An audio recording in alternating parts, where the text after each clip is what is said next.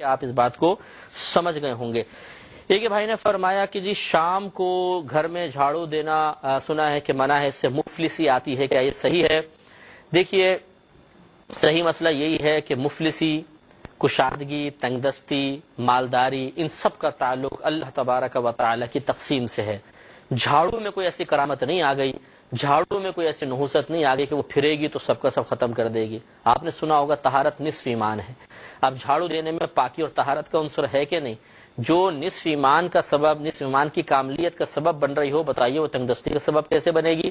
تو صحیح مسئلہ تو یہی ہے کہ جھاڑو سے کوئی فرق نہیں پڑے گا، چاہے آپ رات میں دیں چاہے دن میں دیں۔ کثیر ملک ایسے ہیں یورپ کنٹریز میں رات میں جھاڑو دی جاتی ہے۔ خود میں دبئی میں کافی عرصے رہا ہوں، اس کی کئی ریاستوں میں رہا ہوں۔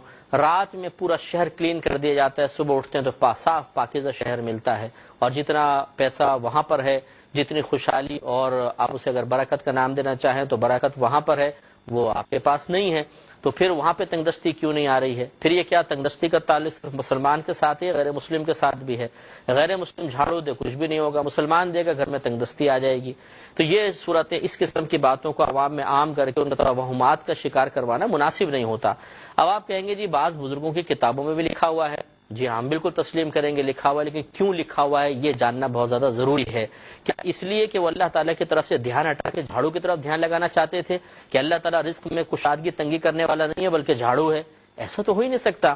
مسئلہ یہ ہوتا ہے کہ جب کوئی افواہ، کوئی وہم لوگوں میں معروف ہو جاتا ہے تو اکابرین اس کام کو کرنے سے اس لیے روک دیتے ہیں کہ اگر ہم یہ کہیں جھاڑو کی فکر نہ کرو، اللہ تعالیٰ ہی رزق دینے والا ہے، اس نے جھاڑو دی، واقعی تنگ دستی آ گئی، تو وہ چونکہ کمزور ایمان والا ہے، وہ کیا کہے گا؟